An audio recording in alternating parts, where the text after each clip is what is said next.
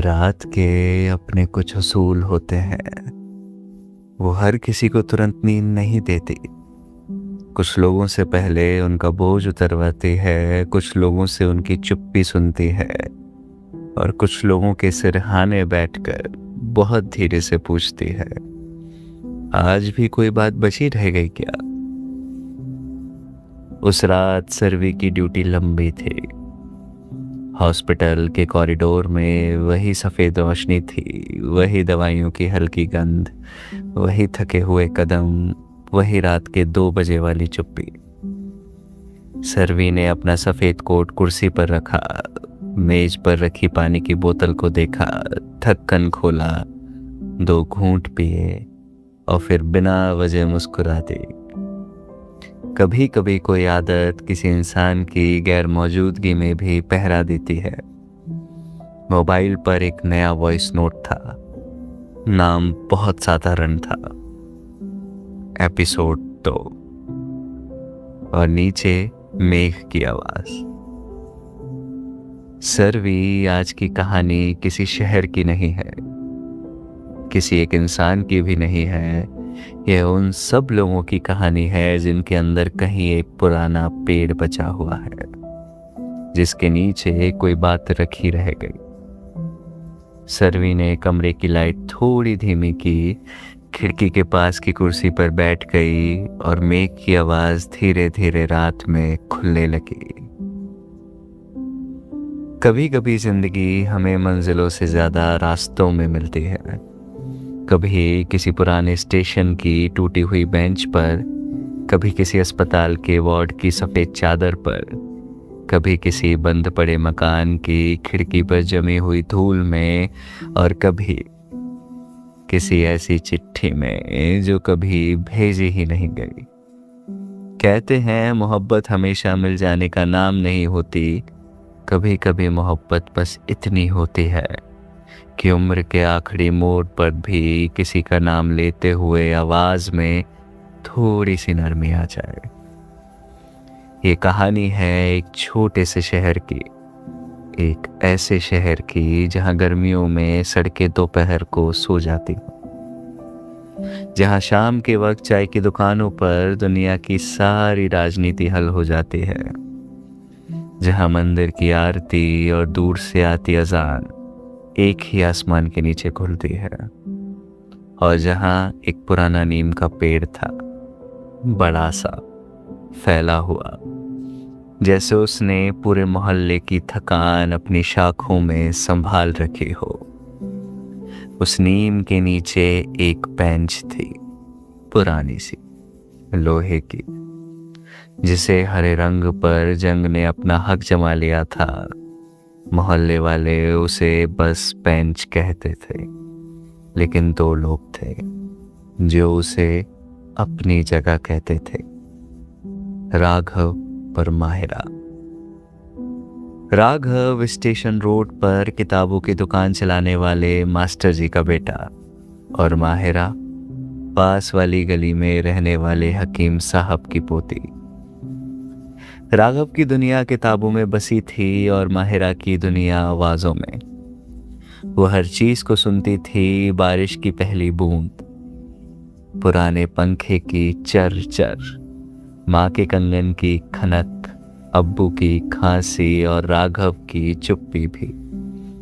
वो अक्सर कहती, राघव तुम्हारी खामोशी भी बहुत बोलती है, और राघव हर बार मुस्कुरा देता। राघव के पास जवाब कम होते थे और चिट्ठियां ज्यादा। वो बोलने में कच्चा था, लिखने में बहुत पक्का। जब माहिरा पहली बार स्कूल की लाइब्रेरी से प्रेमचंद की किताब लेकर आई, तो राघव ने उसे अंदर एक छोटा सा कागज रख दिया, जिसमें लिखा था, तुम किताब पढ़ती हो या किताबें तुम्हें पढ़ती हैं। माहिरा ने अगले दिन वही कागज वापस किया। नीचे लिखा था, किताब तो बस बहाना है, मैं तो उन लोगों को ढूंढती हूं जो पन्नों के बीच छुप जाते हैं। बस वहीं से बात शुरू हुई। बातें जो कभी पूरी आवाज में नहीं हुई, कागज के छोटे छोटे टुकड़ों पर, किताबों के बीच, स्कूल बैग की चेन में, पानी की बोतल के नीचे, और कभी नीम की बेंच की दरार में। उनका रिश्ता ऐसा था जिसका कोई नाम नहीं था, नाम देने की ज़रूरत भी नहीं थी, क्योंकि कुछ तकल्लुफ़ इतने पाकीज़ा होते हैं कि उन्हें नाम देने की ज़रूरत ही नहीं होती, क्योंकि उन्हें नाम देते ही दुनिया की नज़र लग जाती है। वक्त बीतता गया, स्कूल कॉलेज में बदल गया, राघव शहर से बाहर पढ़ने चला गया, माहिरा वही रही, लेकिन चिट्ठियों का सिलसिला चलता रहा। राघव हर महीने एक चिट्ठी लिखता, कभी शहर की बातें, कभी हॉस्टल के कमरे की तन्हाई, कभी लाइब्रेरी में रखी किसी किताब का जिक्र, कभी ट्रेन की खिड़की से दिखते खेतों का तस्वुर। और हर चिट्ठी के आखिर में एक ही लाइन होती, जब लौटूंगा तो नीम के नीचे बैठकर तुम्हें सब सुनाऊंगा। माहिरा हर चिट्ठी पढ़ती, संभाल कर रखती, और जवाब में सिर्फ 2-3 लाइनें लिखती, मैं यही हूँ, नीम अब भी वही है, और तुम्हारी जगह किसी को नहीं थी, किसी को नहीं थी। लेकिन जिंदगी चिट्ठियों की तरह साफ नहीं होती, उसमें बहुत सारे शब्द बीच से कट जाते हैं, कुछ पत्ते बदल जाते हैं, कुछ लम्हे बदल जाते हैं, कुछ पते बदल जाते हैं, कुछ लोग लौटते लौटते रह जाते हैं। राघव के पिता अचानक गुजर गए, घर की जिम्मेदारी आ गई, किताबों की दुकान बंद होने लगी, कर्ज बढ़ने लगा। राघव को पढ़ाई छोड़कर वापस आना पड़ा। वो लौटा, लेकिन वैसा नहीं जैसा गया था। उसकी आंखों में सपने कम थे, पर हिसाब ज्यादा। उधर माहिरा के घर भी हालात बदल रहे थे। हकीम साहब बीमार रहने लगे, घर वालों ने माहिरा का रिश्ता तय कर दिया, एक अच्छे खानदान में, दूर शहर में। माहिरा ने कोई शोर नहीं किया, उसने बस एक बार नीम के पेड़ के नीचे बैठकर राघव का इंतजार किया। शाम से रात हो गई, नीम की शाखों पर बैठे पंछी भी अपने अपने घर चले गए।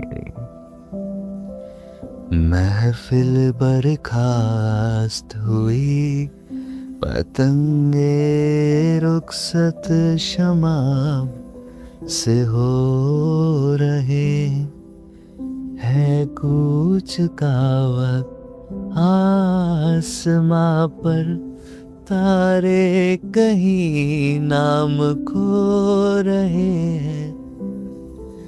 महफिल बर्खास्त हुई, पतंगे रुखसत शमा से हो रहे हैं।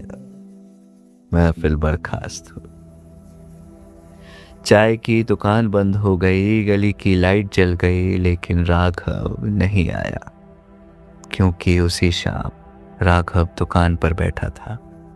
सामने साहूकार था, कागज थे, उधारी थी, हस्ताक्षर थे, दुकान की चाबी थी, और राघव की हथेली में पसीना था। उसे पता ही नहीं चला कि उसी वक्त नीम के नीचे कोई अपनी पूरी जिंदगी लेकर बैठा था। अगले दिन माहिरा की विदाई थी। जाते जाते उसने एक चिट्ठी लिखी, लेकिन भेजी नहीं। वो चिट्ठी उसने नीम की बेंच की पुरानी दरार में रख दी। उस पर सिर्फ इतना लिखा था, राघव के लिए। फिर माहिरा चली गई। शहर ने कुछ दिन बातें की, फिर चुप हो गए, क्योंकि छोटे शहरों की याददाश्त अजीब होती है। वो अफवाहें बहुत देर तक संभालते हैं, और सच्ची मोहब्बतें बहुत जल्दी भूल जाते हैं। राघव को उस चिट्ठी के बारे में कभी पता नहीं चला, या शायद उसने पता करने की कोशिश ही नहीं की। कभी कभी इंसान को सच से डर नहीं लगता, उसे इस बात से डर लगता है कि सच देर से क्यों मिला।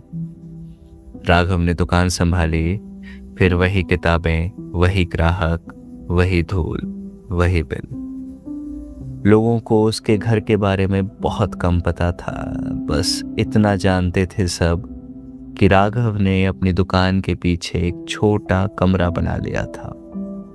वहीं रहता था वो, और हर शाम दुकान बंद करके नीम के नीचे 10 मिनट बैठता था। पहले लोग समझते थे आदत है, फिर आदत उम्र में बदल गई और उम्र एक लंबी खामोशी में। करीब 40 साल बाद 40 साल बाद मैं उसी शहर के सरकारी अस्पताल में रात की ड्यूटी कर रहा था। सर्दियों की रात थी, वही पुरानी गंध थी,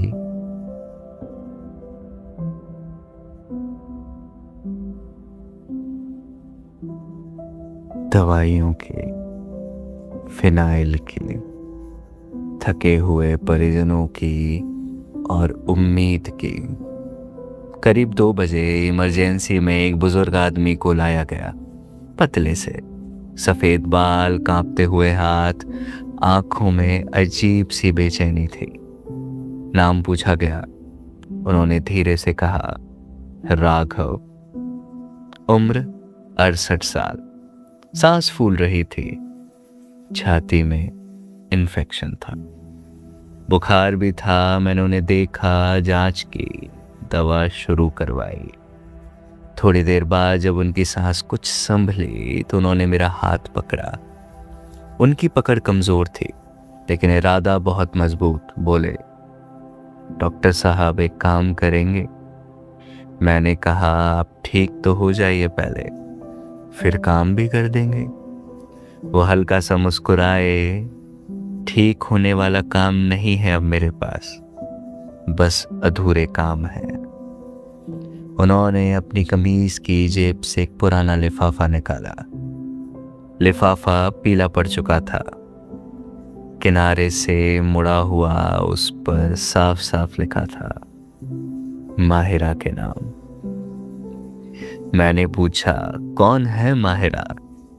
उनकी आंखें छत पर टिक गईं, जैसे कोई पुराना चलचित्र चल पड़ा हो। बोले, वो मेरी आवाज सुन लेती थी जब मैं बोलता भी नहीं था। मैं चुप रहा। डॉक्टर होने का सबसे मुश्किल हिस्सा कभी कभी दवा देना नहीं होता, सबसे मुश्किल होता है किसी की आखिरी बात को पूरी इज्जत से सुनना। राघव जी ने कहा, ये चिट्ठी मुझे कल मिली है। नीम की पुरानी बेंच हटाई जा रही थी, मोहल्ले में नया पार्क बनना है। मजदूरों ने मुझे बुलाया, बोले, शर्मा जी, इसमें आपका नाम लिखा है। उनकी आंखें भीग गईं। 40 साल डॉक्टर साहब, 40 साल वो चिट्ठी उसी बेंच में पड़ी रही और मैं रोज उसके ऊपर बैठता रहा। आप सोचिए, कितनी अजीब बात है। जिस जवाब का इंसान पूरी उम्र इंतजार करता रहा, वो जवाब उसके ठीक नीचे रखा था। वो बस झुक कर देख नहीं पाया, या शायद जिंदगी ने उसे झुकने की फुर्सत ही नहीं दी। मैंने धीरे से पूछा, चिट्ठी में क्या लिखा था? राघव जी ने आंखें बंद कर ली, फिर बहुत धीमे बोले, लिखा था, मैं कल जा रही हूं। अगर तुम्हें कुछ कहना है तो आज शाम नीम के नीचे आ जाना। अगर नहीं आए तो समझूंगी तुम्हारी खामोशी में मेरा नाम नहीं है। उनकी आवाज टूट गई। मैं नहीं गया डॉक्टर साहब, नहीं गया।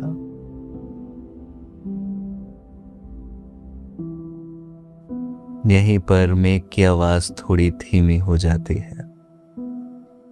वो बस इतना सा गुनगुनाता है,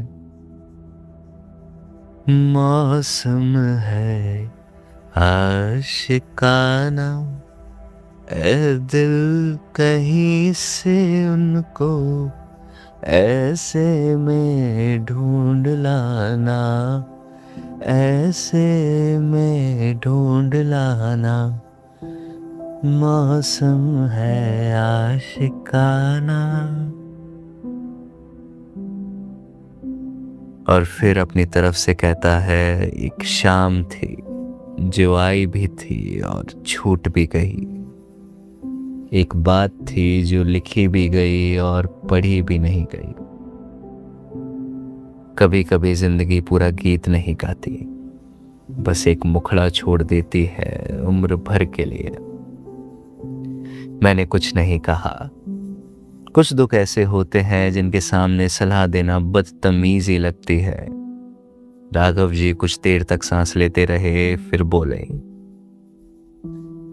मैंने आज ये जवाब लिखा है, देर से लिखा है, बहुत देर से, लेकिन शायद कुछ बातें वक्त से नहीं नीयत से मापी जाती हैं, नीयत से। उन्होंने लिफाफा मेरी तरफ बढ़ाया। अगर मैं सुबह तक ना रहूं तो इसे माहिरा तक पहुंचा दोगे? मैंने पूछा, पता है उनका? वो मुस्कुराए, नहीं, बस इतना मालूम है उनका ससुराल अजमेर तरफ था, लेकिन मुझे यकीन है अगर किसी कहानी में चिट्ठी 40 साल बाद मिल सकती है तो उसका पता भी मिल सकता है। उस रात में डॉक्टर कम था, इंसान ज्यादा था। मैंने वो लिफाफा अपनी डायरी में रख लिया। सुबह तक राघव जी की हालत थोड़ी और बिगड़ गई, लेकिन वो होश में थे। बस एक बार पूछा, डॉक्टर साहब नीम अभी है? मैंने कहा हाँ है। उन्होंने आंखें बंद कर ली। अच्छा है, कुछ गवाह बचे रहने चाहिए। उन्हें अभी भी उस नीम की फिक्र थी, खुद की नहीं, उस चिट्ठी की भी नहीं जो आखिरी सवाल उन्होंने पूछा। ना वो चिट्ठी का था, ना वो बेंच का, ना वो माहिरा का। बस पूछा तो, नीम अभी भी है? कुछ दिन इलाज चला। फिर एक सुबह बहुत सादगी से, बहुत खामोशी से राघव जी चले गए। कोई बड़ा परिवार नहीं आया, कोई रोने वाला शोर नहीं, बस किताबों की दुकान वाले दो पुराने ग्राहक आए। एक ने कहा, अच्छे आदमी थे, कम बोलते थे। मैंने मन ही मन सोचा, कम बोलने वाले लोग कई बार सबसे ज्यादा कहानियां छोड़ जाते हैं।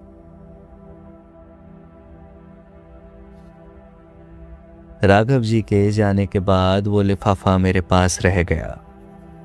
ड्यूटी, मरीज, वार्ड, ऑपरेशन, कागज। फिर जिंदगी अपनी रफ्तार में चलने लगी, लेकिन वो चिट्ठी मेरी डायरी में जैसे धड़कती रहती थी। हर बार डायरी खोलता वो लिफाफा मुझे देखता, जैसे कह रहा हो, मेरी मंजिल अभी बाकी है। मैंने माहिरा को ढूंढना शुरू किया। पुराने मोहल्ले गया, नीम के पेड़ को देखा। उसकी बेंच अब हटा दी गई थी। जमीन पर ताजा मिट्टी थी। लोग कहते थे, यहाँ बच्चों का झूला लगेगा। मैंने सोचा शायद ठीक है, जहां दो लोगों की खामोशी बैठती थी वहां अब बच्चों की हंसी बैठेगी। क्या पता यही जिंदगी का सबसे खूबसूरत बदलाव हो। मोहल्ले में एक बुजुर्ग अम्मा मिली। मैंने माहिरा का नाम लिया।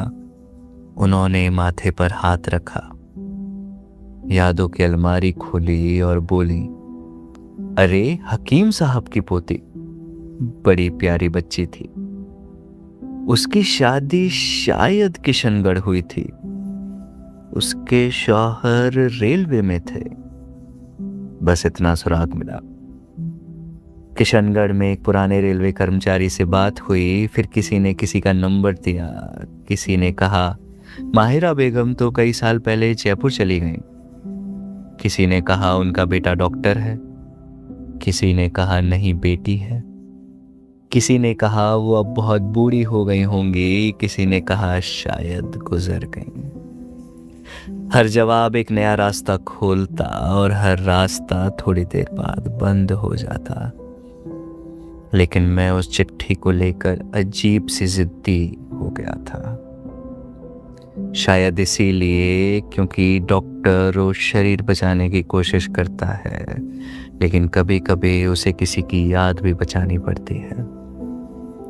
करीब 2 महीने बाद एक शाम मुझे एक नंबर मिला। किसी ने कहा जयपुर में एक माहिर आरिफ रहते हैं, उम्र करीब 65-70 होगी, शायद वही हो। मैंने फोन मिलाया। दूसरी तरफ एक औरत की आवाज आई, हेलो।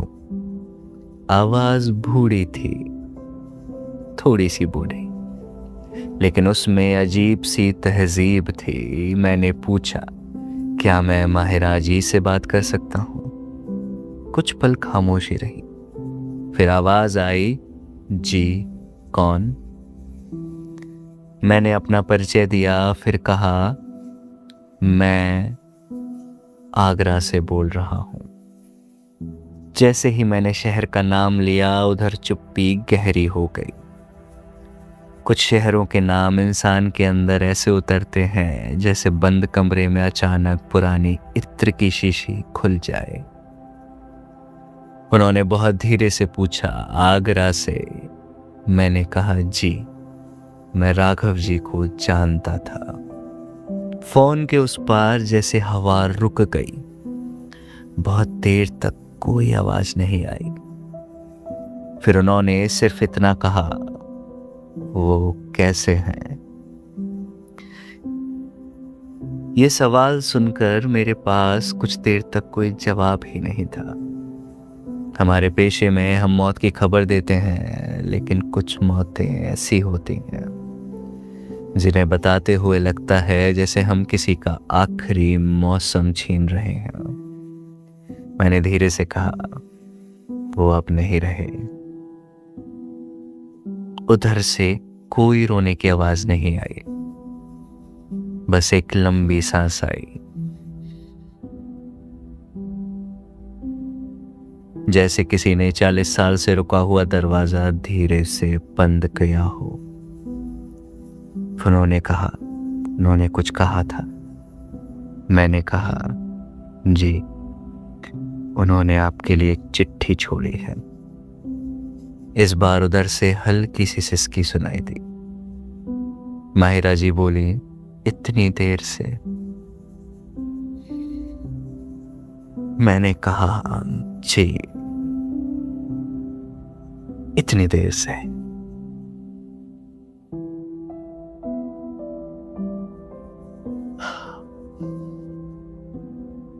फिर उन्होंने खुद को संभाला, डॉक्टर साहब क्या आप पढ़कर सुना सकते हैं? मैंने लिफाफा निकाला। हाथ थोड़ा काम गया, क्योंकि वो सिर्फ एक चिट्ठी नहीं थी, वो एक आदमी की पूरी उम्र थी। मैंने पढ़ना शुरू किया। माहिरा, मुझे नहीं पता ये चिट्ठी तुम्हें मिलेगी या नहीं, और मिलेगी भी तो तुम मेरे देर से आए हुए जवाब को किस नाम से याद करोगी।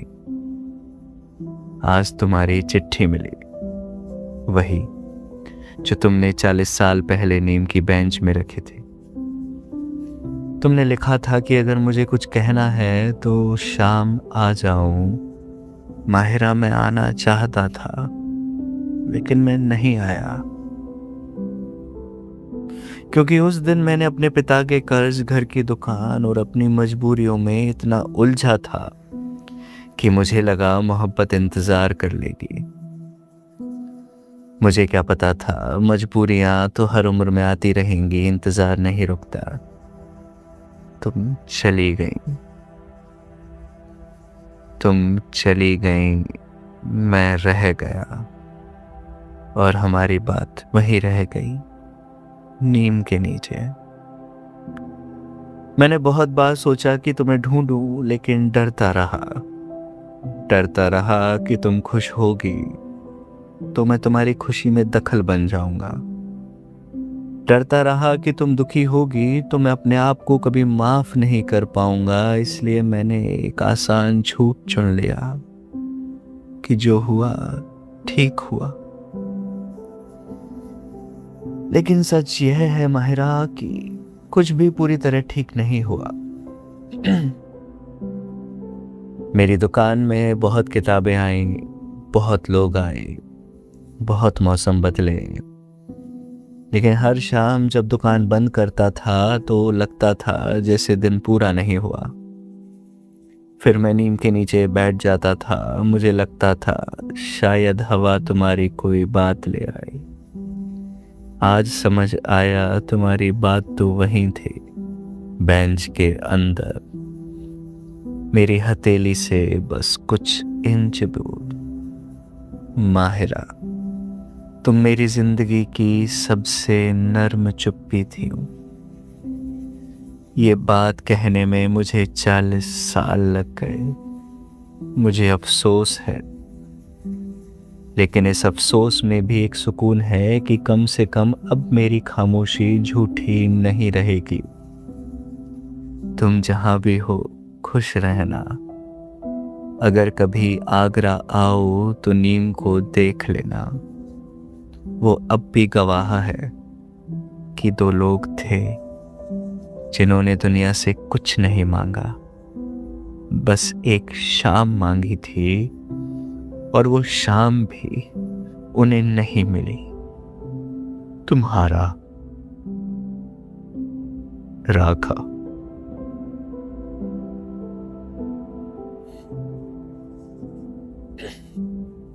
मैंने पढ़ना बंद किया। फोन के उस पार खामोशी थी। फिर माहिरा जी ने बहुत धीमे से कहा, डॉक्टर साहब, राघव को कहना था मैं भी आई थी। मैं चुप रहा। वो बोली, मैं उस शाम बहुत देर तक बैठी थी। मुझे लगा वो नहीं आए तो शायद उनकी खामोशी में मेरा नाम नहीं। मैंने अपनी जिंदगी निभाई, पूरे अदब से निभाई, शिकायत का कोई बड़ा मौका नहीं दिया। फिर उनकी आवाज भर आई, लेकिन कुछ जगहें होती हैं डॉक्टर साहब जो इंसान किसी और को नहीं दे पाता। मेरे अंदर भी एक नीम था जहां राघव की जगह हमेशा खाली रही। मैंने पूछा, क्या आप कभी आगरा आएंगी? उन्होंने कहा, अब चलना मुश्किल है, घुटने साथ नहीं देते, लेकिन आप एक काम करेंगे मेरा? मैंने कहा, जी। उन्होंने कहा, नीम के नीचे जाकर राघव की चिट्ठी पढ़ दीजिएगा, पेड़ सुन लेगा तो वो भी सुन लेगा।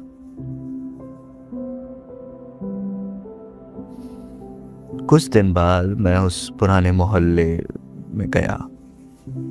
शाम का वक्त था। नीम का पेड़ अब भी वहीं था। नीचे नई मिट्टी थी, पास में बच्चों का झूला लग चुका था।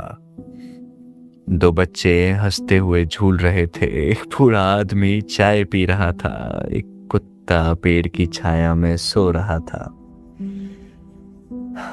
दुनिया को कोई फर्क नहीं पड़ा कि यहाँ कभी किसी की पूरी उम्र रखी थी। मैं पेड़ के पास गया, जेब से राघव जी की चिट्ठी निकाली, बहुत धीरे धीरे पढ़ती। हवा चल रही थी, नीम की पत्तियां हिली। किसी ने कहा होगा ये बस हवा थी, लेकिन मुझे लगा किसी ने बहुत दूर से जवाब दिया हो। मैंने सुन लिया। उस दिन मुझे समझ आया, मोहब्बत हमेशा साथ रहने का नाम नहीं है। कभी कभी मोहब्बत ये भी होती है कि 2 लोग अपनी अपनी जिंदगी पूरी ईमानदारी से जीते हैं, लेकिन दिल के किसी कोने में एक पुरानी बेंच बचाए रखते हैं। दुनिया समझती है अधूरी मोहब्बतें दुख देती हैं, लेकिन सच तो ये है, कुछ अधूरी मोहब्बतें इंसान को बेहतर बना देती हैं। वो उसे नर्म रखती हैं, वो उसे याद दिलाती हैं कि हम सिर्फ जिम्मेदारियां, कमाई, रिश्तों और उम्र का हिसाब नहीं हैं। हम वो भी हैं जो कभी कह नहीं पाए, हम वो भी हैं जो कभी सुन नहीं पाए, और हम वो भी हैं जो किसी पुराने पेड़ की छांव में छूट गया। कुछ महीनों बाद मुझे माहिरा जी की बेटी का फोन आया। उन्होंने बताया अम्मी नहीं रही। मैं कुछ देर चुप रहा तो उन्होंने कहा, अम्मी ने अपने सिरहाने कागज रखा था, उस पर लिखा था, अगर कभी आगरा आना हो या आगरा जाना हो तो नीम के नीचे बैठना। वहां कोई इंतजार नहीं करता अब, लेकिन वहां बैठने से दिल को सुकून मिलता है। मैंने फोन रख दिया।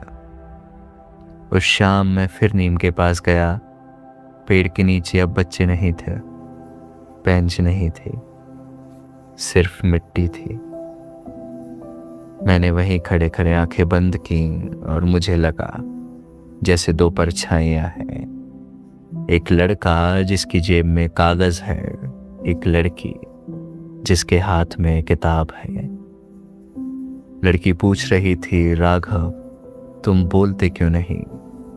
लड़का मुस्कुरा रहा है, क्योंकि तुम मेरी खामोशी भी सुन लेती हो।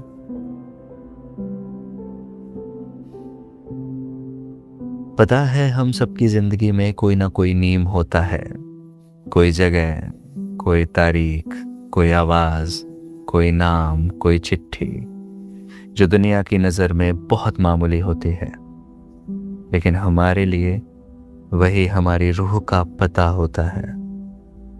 कुछ रिश्ते नाम नहीं मांगते, बस रात होने पर याद आ जाते हैं। कभी वक्त मिले तो अपने अंदर के उस नीम तक जाना, देखना कहीं कोई चिट्ठी तो नहीं रखी, कहीं कोई बात तो नहीं जो आपने कहने के लिए बहुत देर कर दी, कहीं कोई इंसान तो नहीं जो जवाब का इंतजार करते करते मुस्कुराना भूल गया। क्योंकि जिंदगी लंबी हो सकती है, लेकिन कुछ शामें सिर्फ एक बार आती हैं। और अगर उस शाम आपकी कोई खामोशी सुन रहा हो तो देर मत कीजिएगा, जाइए, बैठिए और कह दीजिए।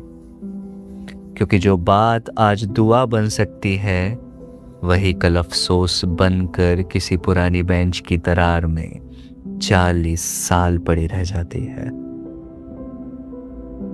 मेघ की आवाज यहां थोड़ी और धीमी हो गई, जैसे कहानी खत्म नहीं कर रहा हो, बस उसे धीरे से तह करके रख रहा हो। सर्वी खिड़की के पास बैठी थी। हॉस्पिटल के बाहर रात अभी भी वही थी, मगर उसके अंदर कुछ थोड़ा हल्का हो गया। उसने डायरी खोली और एक छोटा सा शब्द लिखा, सुकून।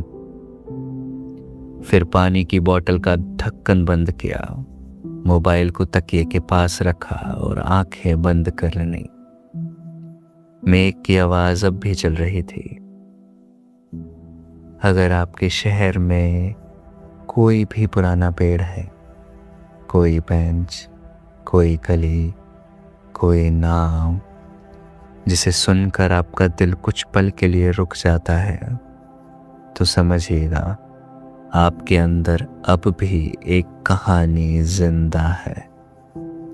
और जब तक कहानियां जिंदा रहती हैं, हम भी पूरी तरह खत्म नहीं होते। अब सर्वी सो चुकी थी। मेघ ने कहानी बंद नहीं की, क्योंकि कुछ लोगों को नींद तक छोड़कर आना पड़ता है।